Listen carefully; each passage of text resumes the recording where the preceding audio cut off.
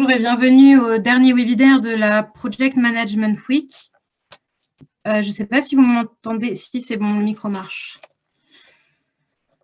Donc j'en étais, bonjour et bienvenue au dernier webinaire de la Project Management Week. On va rapidement revoir comment on va s'organiser les choses. Donc le webinaire durera 30 minutes. Et pour vos questions, si vous les posez dans le chat, je les recopierai, nous y répondrons dans le groupe LinkedIn. Sinon, vous pouvez également les poser directement dans le groupe LinkedIn. Je remets le lien dans le chat et je laisse la parole à Mickaël. Bonjour à tous. Donc, il y a pas mal de monde. Alors, je vais aujourd'hui expliquer la priorisation du backlog par la méthode VM sur PE. On va voir que c'est une méthode très très simple à comprendre et difficile à mettre en œuvre, mais avec un fort retour sur investissement. Alors, pour donner un exemple qui parle un peu à tout le monde, et particulièrement aux personnes qui travaillent dans mon équipe de développement logiciel, on a un cas d'utilisation qui applique exactement cette méthode, c'est le logiciel Namastest, où on le développe en appliquant la méthode VMPE. Namastest, pour vous faire une présentation assez rapide, c'est un outil de gestion des tests, mais pas seulement logiciel, mais également pour tout type de métier, manuel ou intellectuel. Il sert également d'outil d'audit, de mise en conformité, et il permet de générer des matrices de traçabilité dans le domaine de l'ingénierie des exigences. La conséquence, dans le cas qui nous intéresse aujourd'hui, c'est qu'on a énormément de flux entrants en termes de demande d'évolution. On a des partenariats avec d'autres éditeurs logiciels qui sont pleins d'idées pour l'interopérabilité, pour la connectivité de Namastest. On a également des utilisateurs avec une typologie très variée. Ça va de l'électricien au contrôleur de gestion, en passant par des personnes dans le juridique, dans l'ingénierie logicielle, la pharmacie, la construction, etc. Donc, évidemment, ils ont tous des besoins très différents et on a une wishlist qui s'agrandit, sinon chaque jour, mais au moins chaque semaine ou à chaque présentation de l'outil. Il faut la gérer. Il faut la gérer pour garder le cap. Déjà, de se dire, on ne veut pas s'éparpiller, on ne veut pas créer un outil qui fasse absolument tout, qui fasse papa, maman, le café, etc.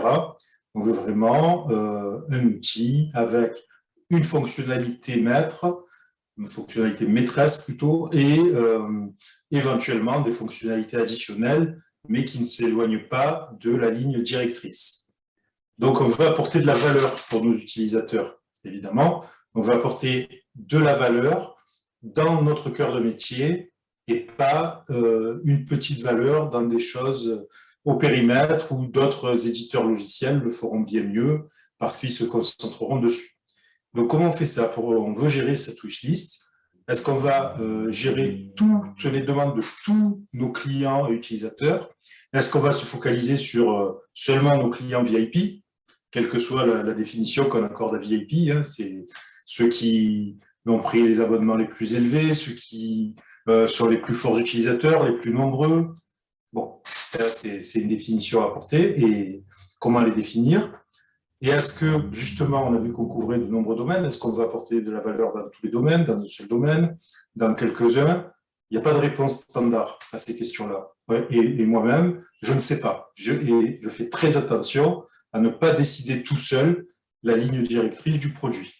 C'est vraiment, je m'interdis souvent de répondre à la place des équipes ou à la place des utilisateurs, évidemment, pour ne pas biaiser le débat. Mais en tout cas, il faut prioriser. Et c'est aujourd'hui, avec cette méthode, on va voir comment, chez Namastest, nous priorisons les demandes d'évolution.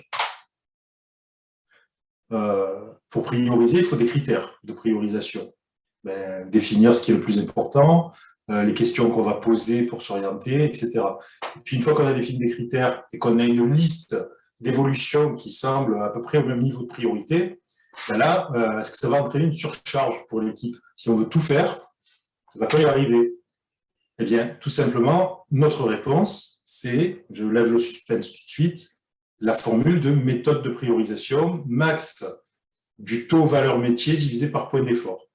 On va affecter, comme on le voit ici, je ne sais pas si vous voyez ma souris à l'écran, une valeur métier à une demande d'évolution. On va lui affecter des points d'effort, comme en Scrum, en méthodologie agile. Donc là, pour ceux qui connaissent l'agilité, vous n'allez pas du tout être dépaysé. Et on va tout simplement diviser la valeur métier, la valeur numérique affectée, par la valeur numérique en point d'effort. Et ça va nous donner la priorité. Par contre, comment est-ce qu'on aboutit à cette valeur métier? Il y a plusieurs méthodes. Donc, d'abord, on a un responsable produit. Chez Nomastas, il y a quelqu'un qui est responsable du produit, et c'est lui qui va être le responsable final pour affecter une valeur métier à une solution à mettre en œuvre, à une évolution demandée, à la correction d'un bug même, on va donner une valeur pour dire quel sera l'impact de cette évolution sur l'utilisation de l'outil. Maintenant, comment on la définit? En fait, chaque responsable produit définit sa propre méthode. On va pas imposer une méthode particulière. Il y en a plusieurs et qui vont dépendre de la structure de l'entreprise, qui vont dépendre du product owner, qui va dépendre de pas mal de choses. Alors, par exemple, chez nous, chez Nomastas, on a défini que la valeur métier, elle pouvait être comprise entre 0 et 100. Et toutes les valeurs sont utilisées. 0, 1, 2, 3, 4, 5, 99, 100. On a plusieurs product owners et avec les backlogs, un backlog qui est géré. Et il y a par exemple la possibilité d'avoir une valeur métier qui est le résultat d'un calcul à partir de nombreux critères. Par exemple, le nombre d'utilisateurs impactés, ça va être un critère, et on va définir que entre 0 et 9, enfin, entre 1 et 9 utilisateurs, on va affecter une note de 10. Entre 10 et 20 utilisateurs, peut-être que la note sera 15, etc. Supérieur à 100 utilisateurs, la valeur métier sera 50, et plus de 1000 utilisateurs, la valeur métier sera 90. Et puis, on a plusieurs critères comme ça. Et ensuite, on a fait, par exemple, une moyenne. Ça peut être aussi une estimation au ressenti. Le responsable définit intuitivement une valeur. Il n'a pas le temps, pas la possibilité, la taille de l'entreprise ne le permet pas, ou le produit est trop nouveau.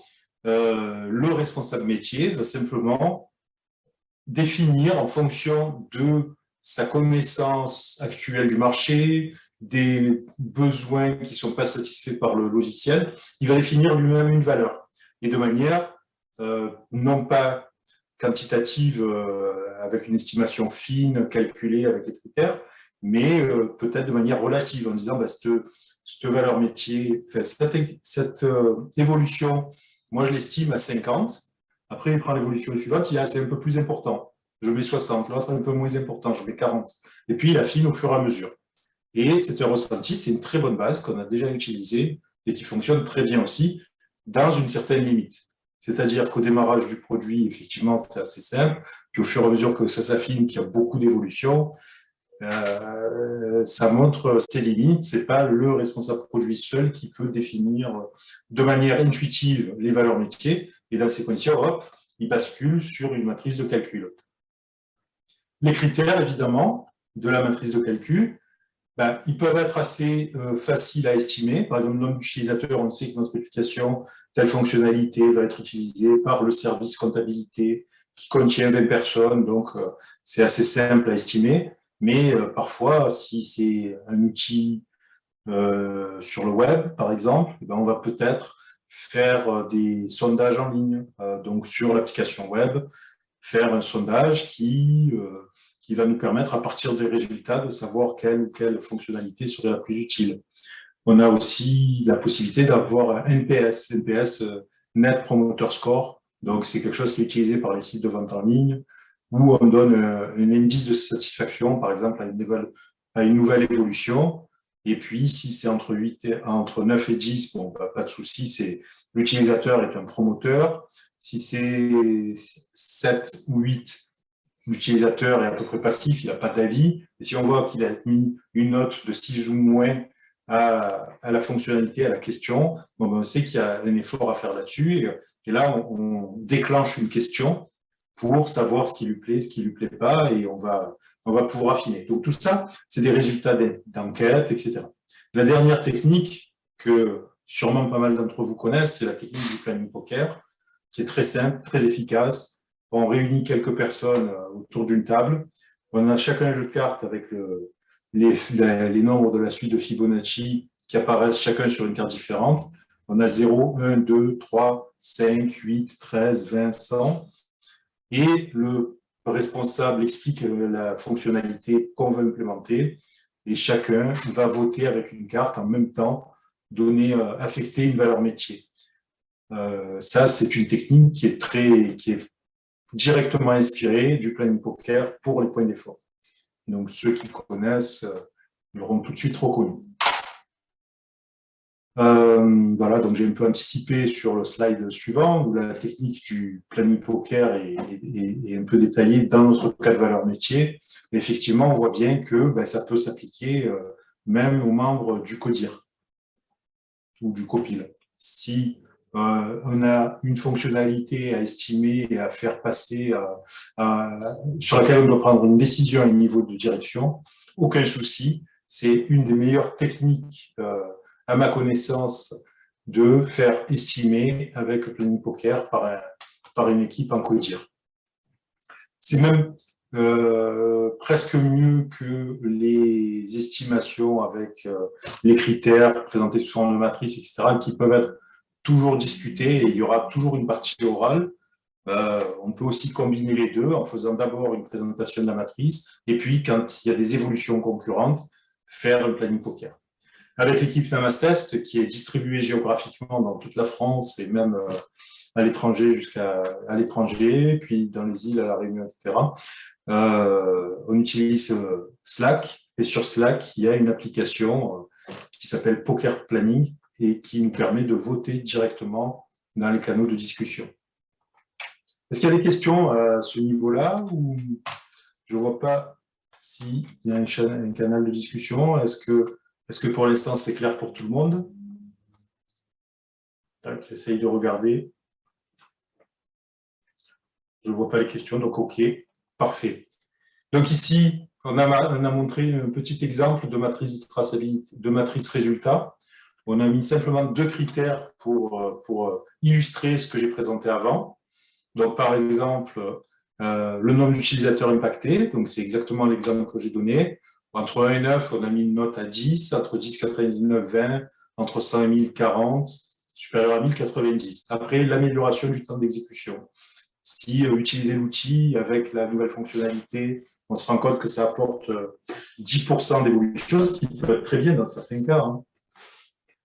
Par exemple, si c'est traiter des dossiers clients et qu'on a une rentabilité qui augmente de 10%, ça vaut quand même vraiment le coup. Dans ces conditions-là, je parle plutôt d'une fonctionnalité qui afficherait un résultat à l'écran. Les 10%, on ne s'en rend pas vraiment compte. Si on réduit par 2, c'est pas mal. Mais bon, si c'est par 2, c'est passer de 30 secondes à 15 secondes, l'utilisateur, il a quand même l'impression de ralentir. Ça n'apporte pas forcément une très grande valeur. On a mis 20.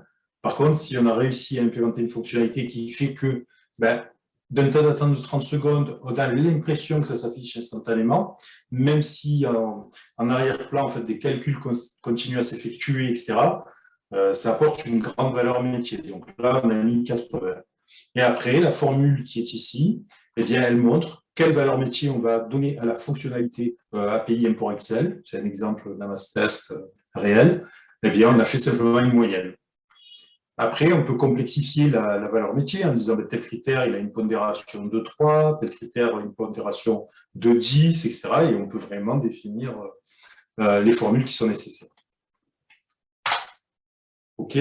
Donc là, ici, pour les valeurs métiers, c'est une aide. On dit, bon, ben voilà, une valeur métier de 1. Une valeur métier de 1, c'est utile, mais peu de valeur ajoutée. 2, une petite valeur ajoutée, puis etc. Jusqu'à 100, donc qui n'est jamais atteignable. La solution serait tellement pertinente que la société devient première au CAC 40. Voilà, ça c'est la fourchette en fait qui est utilisable. ici avec la suite de Fibonacci pour le poker planning. Mais ça, c'est une première estimation par vote. Après, suivant les différentes techniques, par exemple, la matrice de résultats avec les critères, on utiliserait toutes les valeurs possibles. Est-ce que les valeurs métiers les plus élevées sont à réaliser en premier? Alors, ça c'est évident, il semble qu'on veut mettre en œuvre les demandes d'évolution qui apportent le plus de valeur métier. Seulement, quand on les estime, quand on regarde, on dit, oulala, celle-là, en fait, il faudrait travailler à 15 pendant 2 mois, et nous, chez Namastress, on est seulement 7. Et on n'a pas 2 mois devant nous à temps complet sur une évolution. Comment va-t-on faire pour vraiment prioriser en ne rentrant pas dans un tunnel de développement pour une seule fonctionnalité qui va apporter de la valeur, mais que fait-on du reste, de tous ceux qui attendent? Comment gérer la file d'attente en réalité? Eh bien, il y a un coût à la mise en œuvre, les points d'effort, qu'on va estimer également. Donc là, je fais vraiment des rappels par rapport à la méthodologie Scrum, aux techniques, points d'effort, etc. C'est plus du tout le product owner, ni les équipes métiers, ni les clients, ni les utilisateurs, ni des enquêtes sur le web, etc., qui vont nous permettre de calculer les points d'effort. En fait, l'équipe de développement, l'équipe qui va réaliser, que ce soit du développement web ou que ce soit d'autres projets, vont vraiment estimer la charge de travail, la complexité, les difficultés qu'on peut rencontrer pour réaliser une fonctionnalité, pour mettre en œuvre une fonctionnalité. Et donc ici, pareil, là, le poker planning, le planning poker est vraiment utilisé.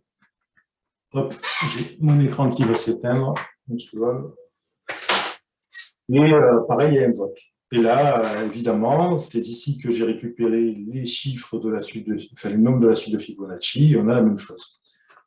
Mais pour les estimations en point d'effort, on ne va pas être aussi fin que pour la valeur métier.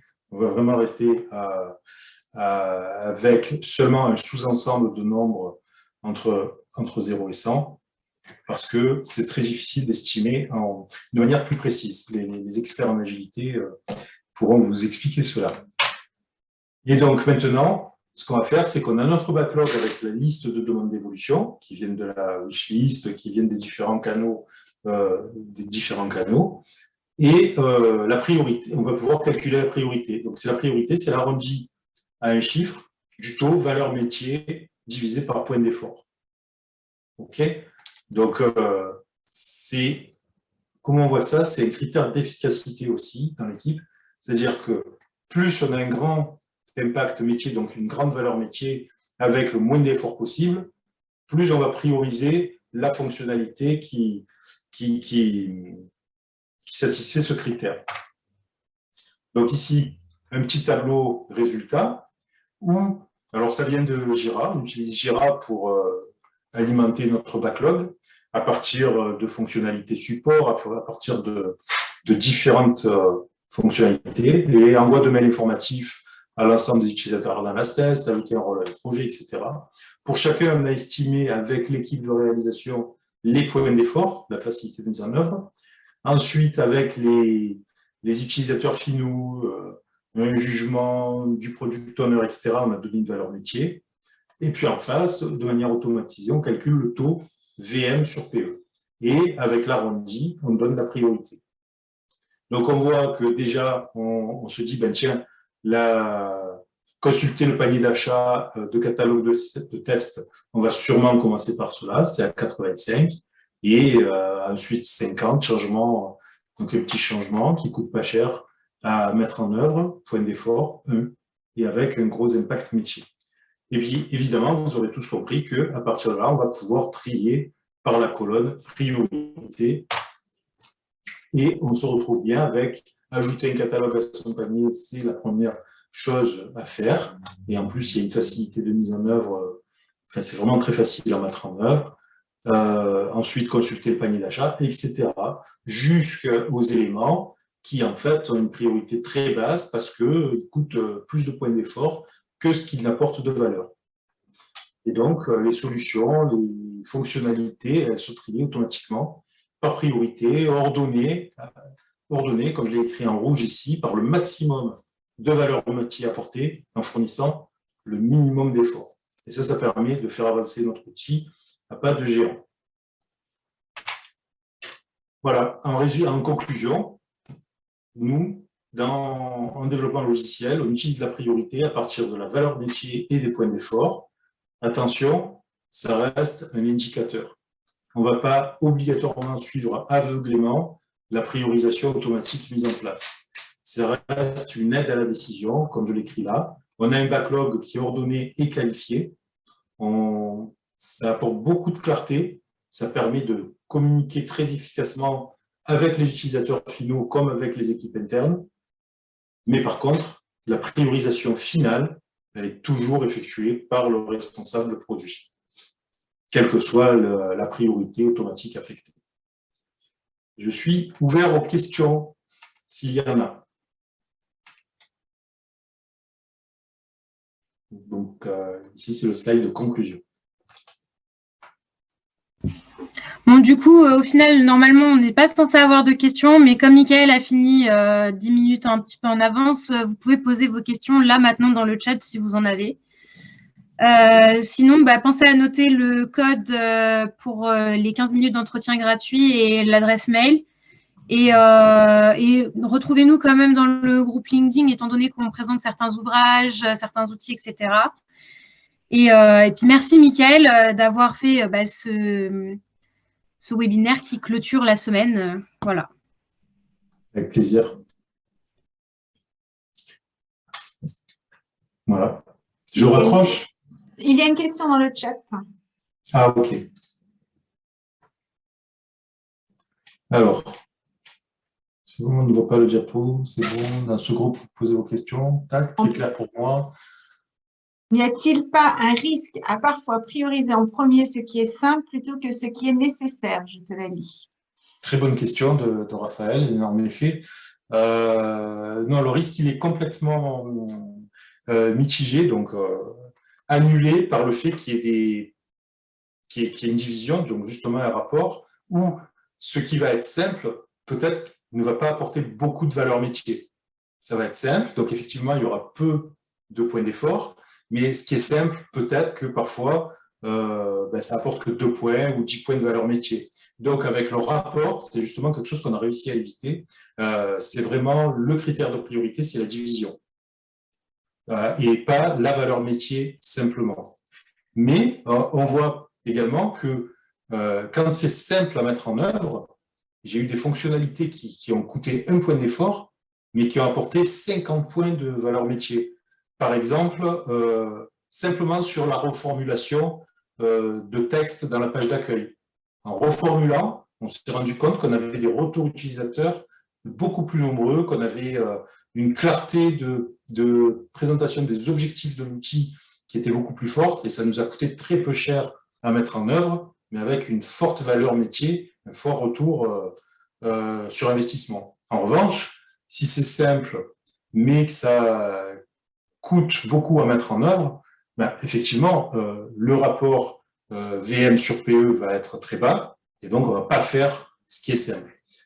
Également, grâce au point d'effort, simplement, quand on a priorisé toutes les fonctionnalités qui étaient très importantes à faire, si on travaille par exemple en Scrum et qu'on fait des sprints où on sait qu'on va faire 60 points d'effort par semaine, eh bien, on va sélectionner les fonctionnalités, donc les user stories, qui ont le maximum de priorité, mais on va être quand même limité par le nombre de points d'effort qu'on est capable de réaliser en un sprint. Et donc, une fois qu'on aura pratiquement rempli notre sprint avec la totalité des points d'effort pour les fonctionnalités à forte priorité, il va nous rester peut-être quelques points d'effort disponibles pour faire d'autres éléments qui apportent moins de valeur, mais où on sait qu'on aura le temps de les faire et qu'on pourra caler dans le sprint facilement. C'est un peu aussi comme ça qu'on peut gérer les files d'attente, justement. Si on a plusieurs fonctionnalités à forte priorité et quelques-unes à priorité mineure, on se dit, en fait, on ne les fera jamais. Ça, c'est un vrai risque qu'on avait identifié. Donc, tout ce qui est, par exemple, moins que 20 en priorité, ça veut dire, en réalité, on peut les jeter à la poubelle, on ne les réalisera jamais. En fait, non. puisque grâce à Scrum et donc la vélocité estimée en point d'effort, eh bien, les petits points d'effort, on pourra quand même les intégrer. Et bien sûr, charge de toute façon toujours au product owner de faire attention à intégrer ce qui est pertinent pour que l'outil soit cohérent. Si on n'a que des fonctionnalités majeures à fort impact, mais que la liaison entre elles n'est pas bien faite, avec des petites fonctionnalités qui font le lien, évidemment, l'outil perd en cohérence. Et ça, c'est à la charge du product owner de savoir comment organiser cela. Ensuite, Farrell. OK, merci. Super. Une deuxième question, si vous voulez. Oui. Et sinon, ouais. Alors, moi, je peux t'en poser une dernière, Michael. Est-ce que tu as tâtonné pour trouver cette méthode ou est-ce qu'en fait, tu en as essayé d'autres? Comment ça s'est passé pour aboutir pour arriver à cette méthode-là? Ah oui, j'ai énormément tâtonné parce qu'en fait, c'est une méthode qui n'est pas du tout référencée sur Google. C'est vraiment une méthode MS Consulting. Et en fait, on avait cherché énormément de façons d'estimer, de prioriser notre backlog, toujours avec des méthodes standardisées qui sont référencées dans plusieurs ouvrages de référence. Et en fait, j'ai été inspiré par le PMI qui disait qu'il faut toujours apporter de la valeur. Et intuitivement, effectivement, une fois qu'on a la solution en main, elle paraît super simple, super claire, mais je ne l'ai trouvée nulle part. Et intuitivement, avec le PMI qui parle de la gestion par la valeur tout le temps, et avec Scrum.org qui parle tout le temps de l'estimation par point d'effort, j'ai simplement essayé de prendre les deux éléments qui me permettraient de prioriser différemment et de les mettre dans une simple formule. Et la meilleure formule, qui est extrêmement simple, niveau, il n'y a pas besoin d'être fort en maths, c'est une simple division. Par contre, ça a été super efficace. Grâce à ça, j'ai pu présenter en comité exécutif des solutions à des problématiques d'entreprise très larges, où j'ai eu le CODIR, donc les exemples sortent de nulle part, le CODIR et le COMEX, qui ont reçu un fichier Excel entièrement priorisé, et ils ont eu simplement à mettre à jour les valeurs métiers suivant les votes, suivant le planning poker, etc. Et même si c'est des dirigeants top level, etc., ben, ça amuse toujours beaucoup d'avoir un jeu de cartes dans les mains et de pouvoir estimer, mais ça engendre énormément de discussions. Et puis ensuite, une fois que j'ai eu ça, j'ai dit, OK, je reviens vers vous, je vais demander aux équipes de réalisation quels sont les efforts. Donc, j'ai enlevé les valeurs métiers. J'ai demandé aux équipes de réalisation de remplir les cases points d'effort. Pareil, je les ai drivés avec différentes techniques. Et une fois que j'ai eu les deux colonnes, j'ai plus qu'à appliquer la formule partout et à prioriser. Et évidemment, c'est tombé tout de suite sur « Ah ben tiens, les deux premiers études, c'est exactement ce qu'on voulait faire en premier. » Et donc, c'est hyper efficace, simple et efficace. Voilà. Souvent, c'est ce qu'on recherche et c'est pour ça qu'on l'applique sur Namastest, où ça va très, très vite aussi. En 2 mois, en partant from scratch de rien du tout, d'une petite idée, on est arrivé à un produit entièrement fonctionnel et mis en production en 8 sprints, en fait, d'1 semaine chacun, grâce à cette méthode. Voilà.